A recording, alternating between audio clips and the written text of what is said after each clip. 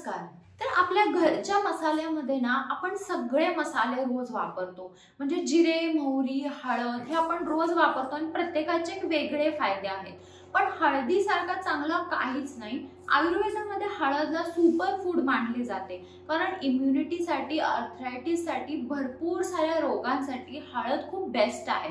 तर रोज आपण हळदीचं दूध प्यायचं किंवा हळदीचं पाणी। तर हळदीचं दूध कोणी पिलं पाहिजे आणि हळदीचं पाणी कोणी पिलं पाहिजे हे मी तुम्हाला आजच्या व्हिडिओमध्ये सांगणार आहे।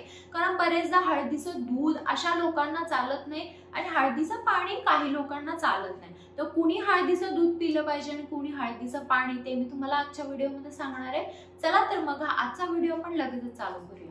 हळदीचं पाणी जर तुम्ही रोज पिलं तर तुमची इम्युनिटी वाढते, पचनशक्ती चांगली होते, अँटीऑक्सिडंट भरपूर असतात, बॉडी डिटॉक्स होते, लिव्हर डिटॉक्स होतो, मूड चांगला होतो।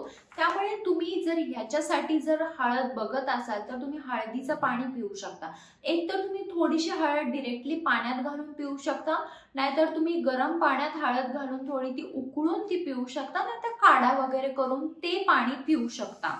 हळदीचं दूध एक तर तुम्ही गरम दुधामध्ये थोडीशी हळद घालू शकता, नाहीतर जेव्हा आपण दूध उकळतो तेव्हा तुम्ही थोडीशी हळद घालून ते दूध उकळू शकता आणि नंतर गार करून ते घेऊ शकता। त्याच्यामध्ये तुम्ही अजून जास्त मसाले देखील घालू शकता।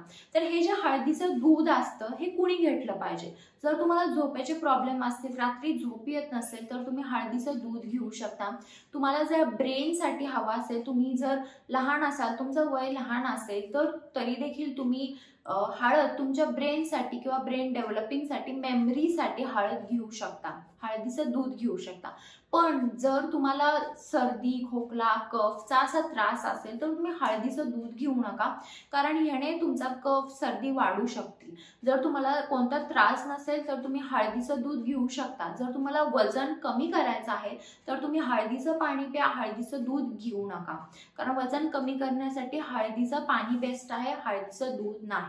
जर तुम्हाला तुमची बॉडी डिटॉक्स करायची आहे, वजन कमी करायचं आहे तर त्याच्यासाठी तुम्ही रोज सकाळी हळदीचं पाणी घेऊ शकता, हळदीचं दूध घेऊ नका। ह्या सगळ्या प्रॉब्लेमसाठी तुम्हाला हळदीचं पाणीच बेस्ट राहील।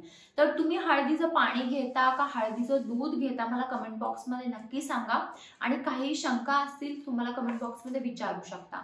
चला तर मग आपण लवकरच भेटूया एका नवीन व्हिडिओमध्ये। तोपर्यंत काळजी घ्या, बाय।